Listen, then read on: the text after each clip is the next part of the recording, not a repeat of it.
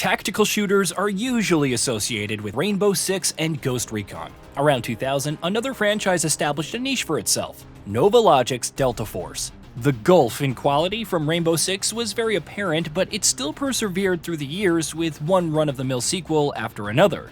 It's intriguing then that it should follow a similar path to Ghost Recon, transforming from a tactical shooter into something more streamlined and mainstream.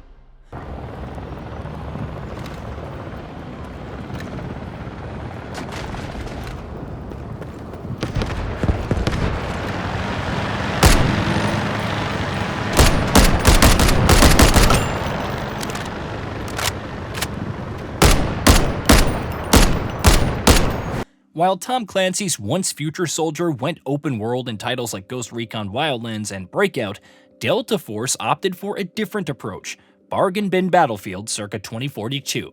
Such are the bargains that it's entirely free to play and opts for large-scale PvP warfare, where two sides compete to capture sectors on a map a la Conquest. There's a ton that it successfully embodies, including the operators and their separation into roles, the myriad of vehicles, right down to the squads, yet it seemingly lacks the soul. Delta Force isn't a bad game though, providing a decent alternative for those who want to break from Battlefield 2042. The amount of polish is also surprising, especially with the solid performance. However, the Magic Dice's franchise, manufactured over all its years on the marketing, feels like just that, lacking any organic agency. As it launches into open beta worldwide, Delta Force features two modes, Warfare and Operations. The former is a 64-player mode where two teams of 32 players divided into multiple squads of 4 assail different sectors on the map. There are variants available like Blitz, where there's no base respawn, and Siege, consisting of a single sector with multiple points and each team having limited tickets.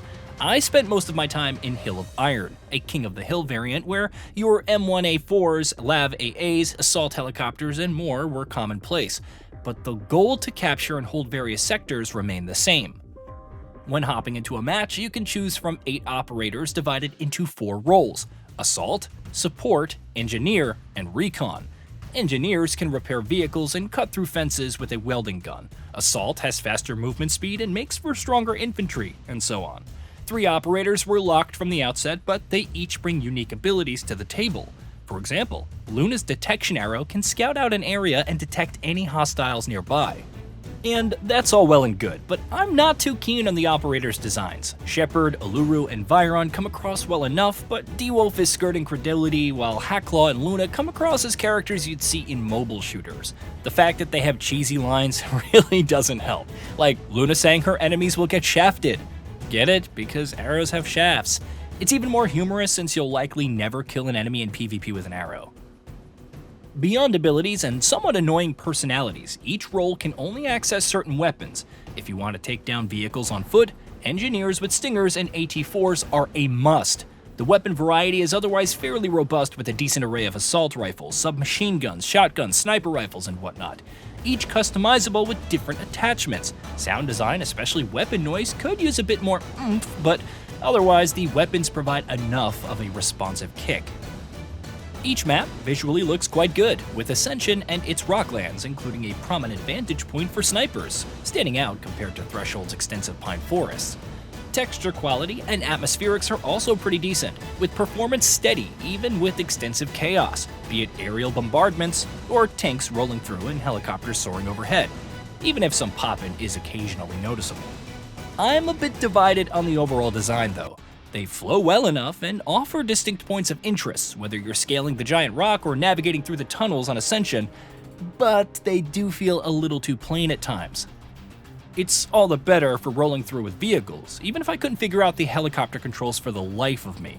However, rushing an objective with little time left and annihilating everyone with a LAV G1 can feel pretty good. Though vehicles can feel oppressive, and not just because of the mode variant, there are options available for counterplay, including mounted AA guns for helicopters. While the current selection whelmed more than anything, several others will be available at launch, so I'll reserve some judgment. Overall, Warfare is solid, not especially amazing, but not completely throwaway either. The Battlefield bones are solid and reliable, even with the lack of destructible environments as a non-factor. That leaves Operations, an unorthodox mix of PvE and PvEVP, which is more than a little inspired by Escape from Tarkov.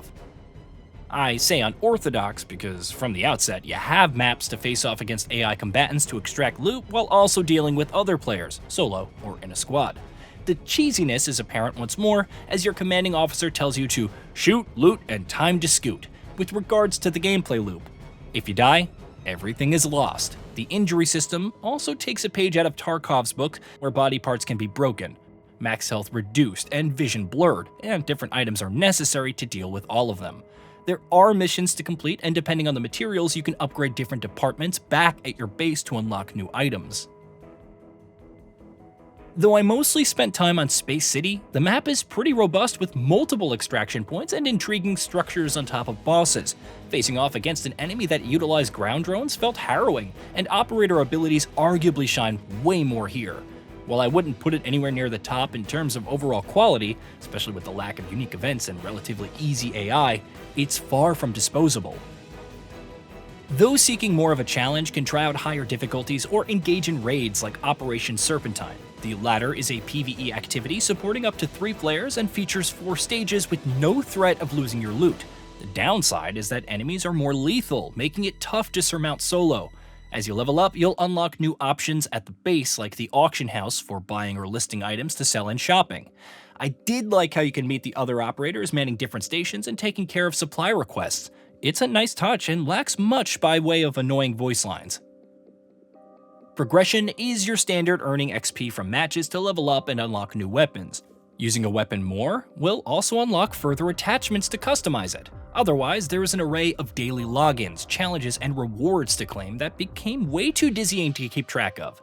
Some of it is essential to Operations, but there is nothing noticeably pay to win, unless you count XP tokens for faster leveling. Overall, Delta Force is a competitive shooter that's unabashedly ripping off from the best, be it Battlefield or Tarkov.